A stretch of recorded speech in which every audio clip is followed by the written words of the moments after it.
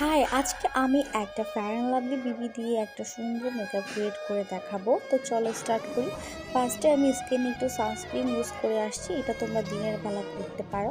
তারপর আমি একটা বিবি ক্রিম ভালো করে অ্যাপ্লাই করে নিলাম। আমি ফিঙ্গারের হেল্পে ভালো করে ব্লেন্ড করে নিয়েছি স্কিনে।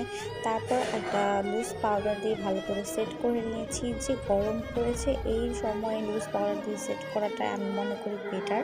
তো এই তো আমি একটু হাইলাইটার আর ব্লাশটা অ্যাপ্লাই করে নিলাম। আমি কিন্তু রোজদিন অ্যাপ্লাই করে নিয়েছি, যেহেতু 5 মিনিটের মেকআপ বলেছি, তো ঝটপট করে 5 মিনিটের ভিতরে এই মেকআপটা অ্যাপ্লাই করে তোমরা চলে যেতে পারবা যে কোনো জায়গাতে।